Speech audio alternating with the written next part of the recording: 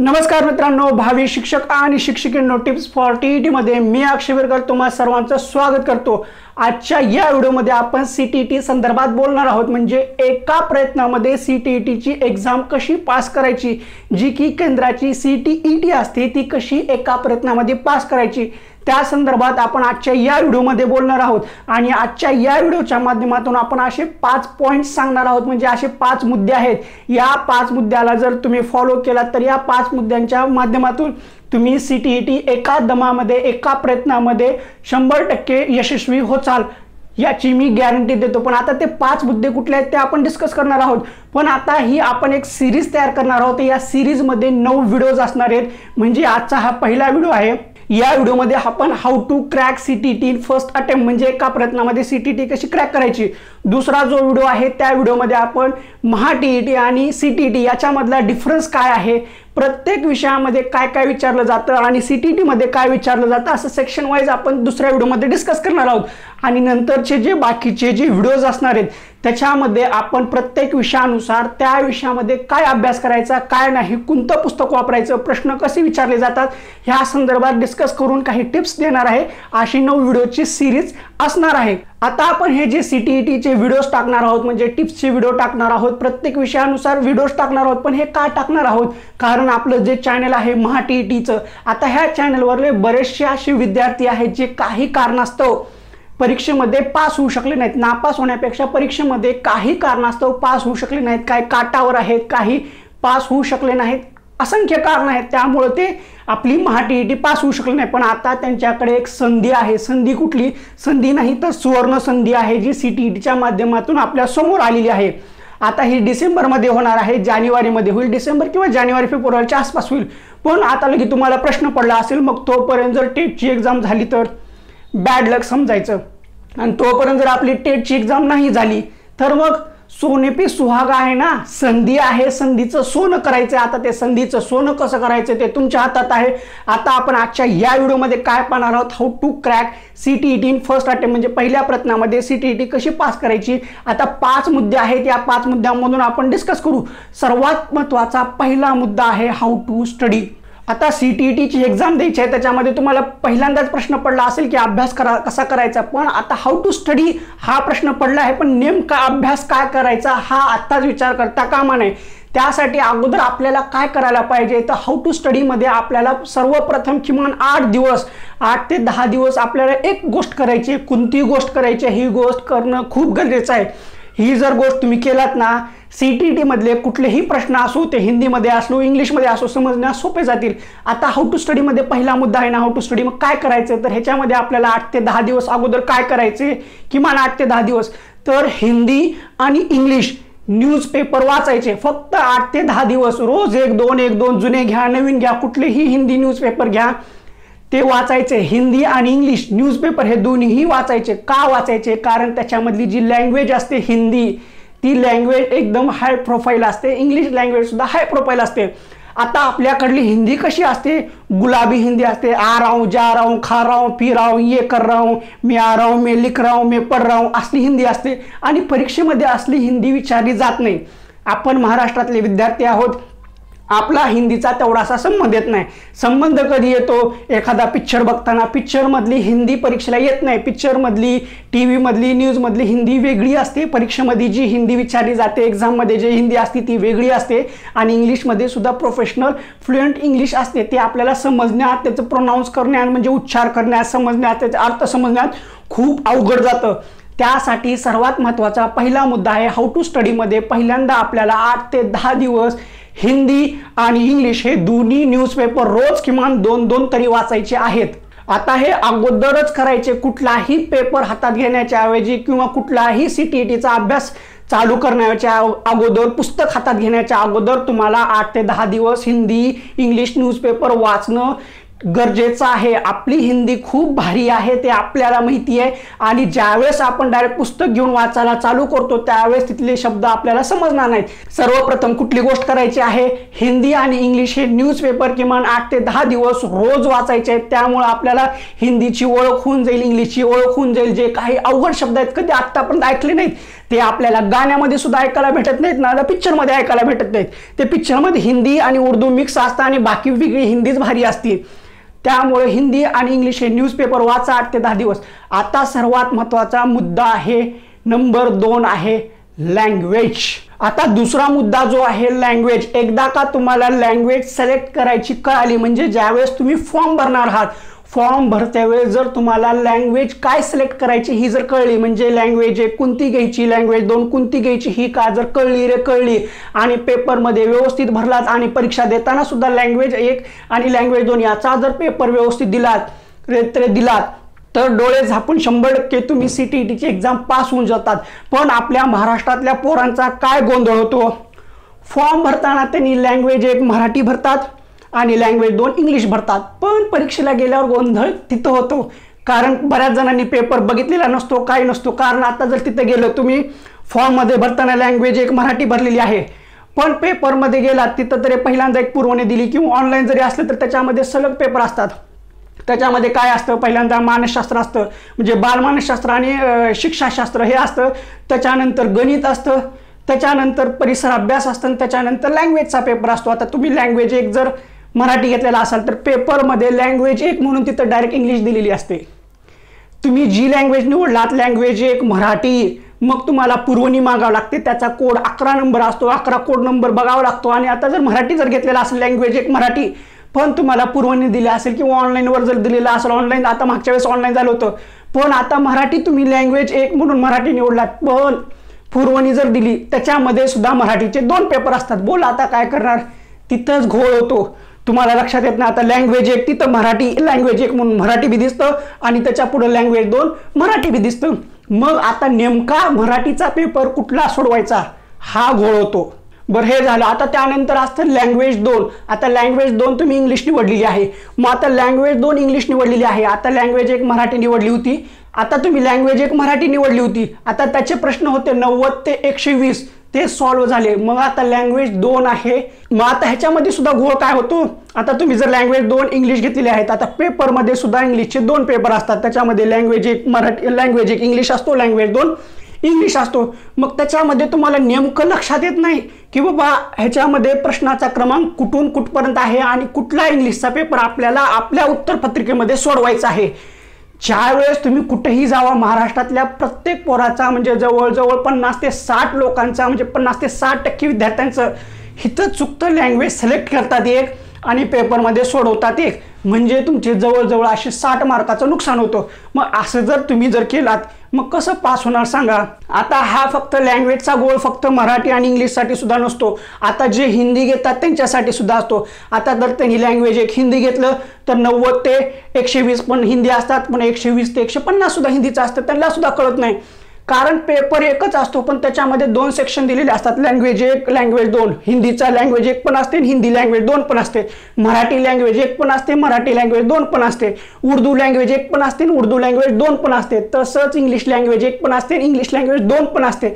पण आता हे जे प्रश्न आहेत ते आपल्या उत्तरपत्रिकेमध्ये नेमके कुठून कुठं सोडवायचे हे का एकदा जर कळलं संपलं, तुम्ही CTET पास झालात. हाच घोळ असतो लँग्वेजचा. लँग्वेज कशी सिलेक्ट केलेली आहे आणि तुम्ही उत्तरपत्रिकेमध्ये कुठले प्रश्न सोडवतात, पेपर कुठला पाहतात, पेपरमध्ये खरंच लँग्वेज 1 मराठी 91 ते 120 असं लिहिलेलं आहे का ते जर बघितलात आणि उत्तरपत्रिकेमध्ये सुद्धा 91 ते 120 जर लिहिलात तर तुम्ही पास झालात. नाहीतर तुम्ही काय कराल, लँग्वेज 1 हा चला मराठीच आहे, 120 पासून ते 150 पर्यंतचे प्रश्न दिलेले आहेत आणि तुम्ही इथं सोडायला लागलात 91 ते 120, संपले हो. ती 30 मार्कही गेले आणि पुढे इंग्लिशचे सुद्धा 30 मार्क गेले, अशा 60 मार्काचं नुकसान होतं. म्हणून लँग्वेज कुठली सिलेक्ट केली आहे ते पहा. जर तुम्हाला ह्याच्यातलं आणखीन कन्फ्युजन वाटत असेल तर मागचे जे प्रिव्हियस इयरचे क्वेश्चन पेपर आहेत ते पहा, त्याच्यामध्ये तुम्हाला एकदम व्यवस्थित कळून येईल. आता हे कसं आहे माहिती आहे का, वस्तुस्थिती आहे, वस्तुस्थिती मी तुम्हाला मांडलेली आहे, हे ॲक्च्युअल फॅक्ट आहे. 50 ते 60 महाराष्ट्रातल्या टक्के विद्यार्थ्यांना ह्याचा तोटा होतो, लक्षात येत नाही, कारण आधी दिलेलं नसतं, जरी दिलेलं असलं तरी परत गोंधळ होतो. बरेच जण गोंधळतात. ही वस्तुस्थिती आहे ती मांडलेली आहे म्हणून याच्यावर मी जास्त चर्चा केली. आता 2 मुद्दे झाले, how to study English newspaper आणि हिंदी न्यूजपेपर 8 ते 10 दिवस वापरायचं. त्याच्यानंतर लँग्वेज कुठली आणि कशी सिलेक्ट करायची ही सुद्धा झालं. आता त्याच्यानंतरचा महत्त्वाचा मुद्दा आहे नंबरचा 3, क्लास. क्लास कोणता लावावा, मग CTT पास होण्यासाठी क्लास लावणं गरजेचं आहे का, असाही प्रश्न पडला असेल. मग आता लगेच तुम्ही ऑनलाईन क्लास शोधत असाल किंवा ऑफलाईन क्लास शोधत असाल तर सरळ एकदम सरळ सांगतो. तर मित्रांनो, एक लक्षात घ्या की क्लास लावायची काहीही आवश्यकता नाही. आणि त्यातल्या त्यात जर जे महाराष्ट्रातले विद्यार्थी आहेत आणि जे महाराष्ट्रामधले जे एवढे मोठे अकॅडमी आहेत, एवढे मोठे क्लासेस आहेत, जे TETचे क्लास घेतात, स्पर्धा परीक्षेचे क्लास घेतात, तलाठी भरतीचे घेतात, MPSCचे घेतात, असल्या क्लासकडे तुम्ही CTETचा क्लास चुकून सुद्धा लावू नका. आणि त्यातल्या त्यात जे यूट्यूब चॅनल आहेत, जे TETचे क्लास घ्यायला चालू केलेले आहेत, त्यांच्याकडे तर चुकून सुद्धा तुम्ही क्लास लावू नका. त्यांना ॲक्च्युअल आणखी TETचा सिलेबस माहिती नाही. जे आपली महाराष्ट्रातली TET होते त्यांचा सिलेबस काय असतो तो माहिती नाही. परीक्षेमध्ये प्रश्न जे विचारले त्याचे ऑनलाईन आन्सर कीला उत्तर त्यांनी चुकीचे देतात. त्यांना ॲक्च्युअली तेवढं काय माहिती नाही. तुम्ही त्यांच्याकडे CTETचे जर क्लास लावत असाल तो स्वतःच्या पायावर दगड मारून घेण्यापेक्षा तुम्ही ते दगड डोक्यावर मारून विहिरीत उडी मारत आहात, असं आहे ते. म्हणून सरळ सांगतो, महाराष्ट्रातले जेवढेही क्लास आहेत, जे स्पर्धा परीक्षेचे क्लास घेतात, CTETचे क्लास घेतात, त्यांच्याकडून चुकून ही क्लास लावू नका. आणि जे TETचे क्लास घ्यायला चालू झालेले आहेत त्यांच्याकडे सुद्धा तुम्ही CTETचा क्लास लावू नका. क्लास न लावता 1 रुपया खर्च न करता सुद्धा तुम्ही CTET पास होऊ शकता. कसं पास होऊ शकता हे 9 व्हिडिओ का तुम्ही एकदा पाहिले तर तुम्हाला 100% विश्वास बसेल. आता जे आपण TETची सिरीज टाकली होती त्याच्यावर बऱ्याच जणांना विश्वास बसलेला आहे. पण एकदम प्रामाणिकपणे सांगतो, CTETसाठी क्लास लावायची काहीच आवश्यकता नाहीये. हा झाला तिसरा मुद्दा. आता लगेच तुम्हाला प्रश्न पडला असेल, क्लास न लावता कसं पास होणार? काळजी करू नका, मी आहे, व्यवस्थित सांगतो. 9 व्हिडिओची सिरीज आहे, त्याच्यामधून तुमचं टेन्शन एकदम फ्री होऊन जाईल, एकदम रिलॅक्स होऊन जाईल. काहीच काळजी करू नका, फक्त क्लास लावायच्या भानगडीत पडू नका. आता 3 मुद्दे झालेले आहेत, 3 टिप्स झालेले आहेत. आता 34 टिप्स ही आहे की तुम्हाला प्रश्न पडला असेल की आता CTETची एक्झाम द्यायचं, तुम्ही सांगितलेलं सगळं ठीक आहे, क्लास वगैरे लावायचे नाहीत, मग आता पुस्तकं कुठले वापरायचे? पुस्तकासाठी सुद्धा सांगतोय, मार्केटमधलं कुठलंही पुस्तक घेऊ नका, क्लासही लावू नका, मार्केटमधलं कुठलंही मोठालं पुस्तक घेऊ नका. ते पुस्तक तुम्हाला CTET पास करून देणार नाही. मग आता प्रश्न पडला असेल, पुस्तकच नाही तर मग अभ्यास कसा करायचा? टेन्शन नाही घ्यायचं.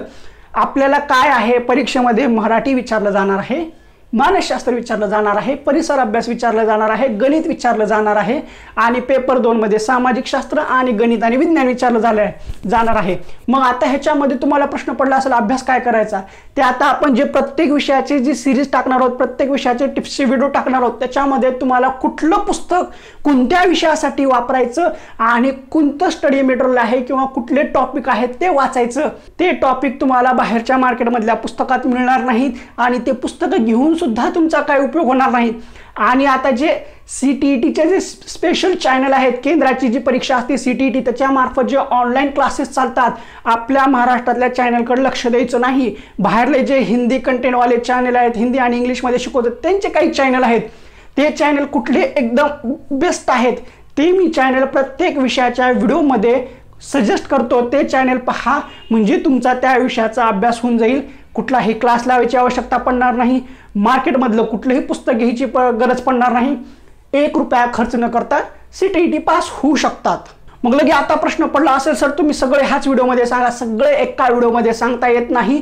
व्हिडिओ खूप मोठा होतो आणि सगळंच एका व्हिडिओमध्ये सांगितलं तर ते डोक्यात बसत नाही. प्रत्येक विषयाचं सेपरेट व्हिडिओ टाकून ते तुम्हाला समजून त्याच्यामधले कुठले टॉपिक आहेत, कुठल्या टॉपिकसाठी कुठले व्हिडिओज बघायचे किंवा कुठलं चॅनल बघायचं, किंवा आपल्याला आपले जे TETचे बुक्स आहेत किंवा DEDचे बुक्स आहेत त्याच्यापैकी बरेचसे टॉपिक आहेत ते केंद्राला सुद्धा विचारले जातात. म्हणजे CTETच्या एक्झाममध्ये ते आपल्याला माहिती नसतात, पेपर दिलेले नसतात. सांगतो सगळं व्यवस्थित सांगतो, फक्त टेन्शन घेऊ नका. 4 मुद्दे झालेले आहेत. 4 मुद्द्यापैकी पहिल्या मुद्द्यामध्ये हाऊ टू स्टडी, त्याच्यामध्ये काय करायचं होतं, पहिले 10 दिवस हिंदी आणि इंग्लिशचे पेपर वाचायचे रोज 2. त्याच्यानंतर काय होतं, त्याच्यानंतरचा सर्वात महत्त्वाचा मुद्दा होता लँग्वेज कशी सिलेक्ट करायची, काय नाही, लँग्वेज 1 लँग्वेज 2, ते प्रत्येक हे लँग्वेजचे 2-2 पेपर असतात, कोणता पेपर कसा आणि कुठं सोडवायचा ते सांगितलं. त्याच्यानंतर क्लास लावायचा नाही. चौथा मुद्दा सांगितला बुक्स कुठले वापरायचे, कुठलेच वापरायचं नाही सध्या तरी, ते सुद्धा सांगितलं. आता सर्वात महत्त्वाचा 5वा मुद्दा आहे स्टडी मटेरियल, म्हणजे सोर्स. आता ह्या एक्झामचा अभ्यास करण्यासाठी सध्या सोर्स काय आपण गोळा करायला पाहिजे, तर सध्या तुम्ही एकच काम केलं पाहिजे, ते डोक्यात ठेवून एकच काम करायचं. सध्या तुम्हाला CTETची एक्झाम द्यायची आहे, तुम्ही TET पास झाला नाही, तुम्हाला CTET पास द्यायची आहे, मास्टर व्हायचं आहे, तुम्हाला काही करून मास्टर व्हायचं आहे ना, त्यासाठी एक गोष्ट लक्षात घ्या, 2014 पासून जे आता 2021 पर्यंत जे पेपर झालेले आहेत, आता 2014 पासून 19 पर्यंत जे ऑफलाईन पेपर झाले होते आणि 2021ला ऑनलाईन पेपर झाले. ऑनलाईन 10-11 असे काहीतरी पेपर झाले. ते ऑनलाईन पेपर गोळा करा आणि जे महागडे झालेले आहेत ते पेपर तुम्हाला ऑनलाईन डाउनलोड सुद्धा करता येतात किंवा आपल्या ग्रुपवर सुद्धा टाकलेले आहेत, किंवा मार्केटमध्ये त्या पेपरचं पुस्तक भेटतं ते घ्या.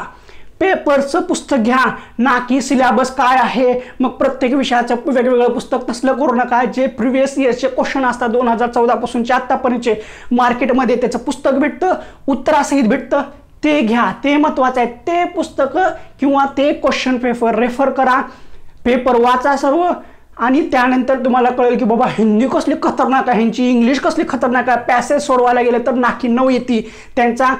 त्यांची कविता असते, ती कविता जरी सोडवायला गेली तर नाकी 9 येते. त्यांचे हिंदीमधले क्वेश्चन वाचूनच आपल्याला कळत नाही. आपल्याला वाटतं आपलं मानसशास्त्र चांगलं आहे, मग आपण सोडवायला जातो. पण आता जे मानसशास्त्र आहे त्या मानसशास्त्रामधले त्यांचे जर प्रश्न वाचले तर आपल्याला ते प्रश्न समजत नाहीत. त्या शब्दाला हिंदीमध्ये काय म्हणतात ते आत्ता पण कधी विचार केला नव्हतं. त्यासाठी सांगतोय की अगोदर 8 ते 10 दिवस फक्त निवांत हिंदी आणि इंग्लिश न्यूजपेपर वाचा, मग त्यानंतरच CTETचा अभ्यास करायला सुरुवात करा. तर हे होते महत्त्वाचे 5 मुद्दे. ह्या 5 मुद्दे अगोदर तुम्ही करा, म्हणजे तुम्हाला CTETचे एक्झाम देण्यासाठी एक नवीन दिशा मिळेल. अभ्यास कसा करायचा, काय करायचं हे कळेल. आणि आता पुढल्या व्हिडिओमध्ये आपण काय पाहणार आहोत तर जी आपली महा-TET आहे आणि केंद्राची CTET आहे ह्याच्यामधला डिफरन्स काय आहे, सिलेबसमधला डिफरन्स काय आहे, प्रत्येक विषयामध्ये काय विचारलं जातं, आपल्या TETला काय विचारलं जातं, CTETला काय विचारलं जातं, ह्याच्यामधला डिफरन्स मी तुम्हाला सांगतो. म्हणजे तुमच्या डोक्यामध्ये घोळ नको की CTETचा सिलेबस पण सारखाच आहे, केंद्र आपल्या महा-TETचा पण सारखाच आहे. सारखा नाही, खूप डिफरन्स आहे.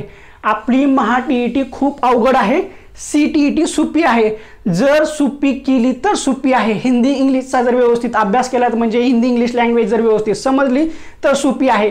लँग्वेज जर सिलेक्ट करता व्यवस्थित आले तर लँग्वेज सिलेक्ट करून पेपर जर व्यवस्थित सोडवला तर सोपी आहे. नाहीतर काहीच सोपं नाही, नाहीतर काहीच सोपं नसतं. आपण जेवढं सोपं करतो तेवढं सोपं असतं ना, आपण जेवढं अवघड करतो तेवढं अवघड असतं, असा विषय आहे. तर आता अशी आशा करतो की मला जेवढं सांगायचं होतं CTET बद्दल म्हणजे एक्झाम पॅटर्न बद्दल ते पुन्हा नंतर डिस्कस करू. पण नेमकं पहिल्यांदा सुरुवातीला आपल्याला काय करायचं आहे, पहिल्यांदा आपल्याला ह्या 5 मुद्द्यावर लक्ष द्यायचं आहे. ह्या 5 मुद्द्यावर तुम्ही फोकस करा.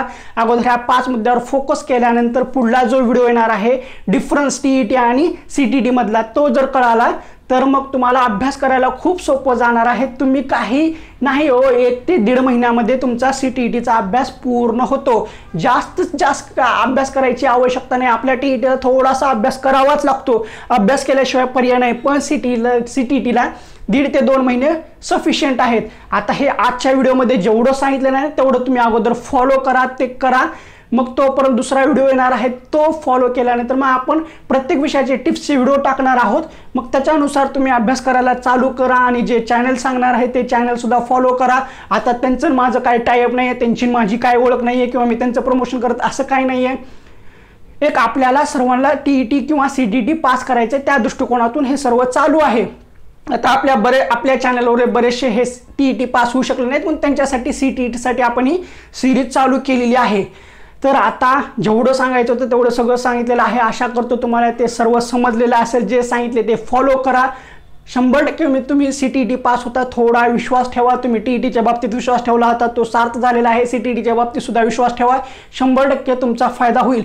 आणि हा आजच्या या व्हिडिओमध्ये एवढंच ठीक आहे. हा व्हिडिओ पाहून तुम्हाला काही फायदा झाला आहे असं जर वाटत असेल तर आणि तरच ह्या व्हिडिओला लाईक करा, शेअर करा आणि लाल रंगामध्ये सबस्क्राईब बटन आहे ते दाबा आणि त्यानंतरची जी घंटी आहे ती सुद्धा दाबा व ऑल नोटिफिकेशन सिलेक्ट करा, म्हणजे असे नवीन व्हिडिओज हे तुमच्यापर्यंत पोहोचतील.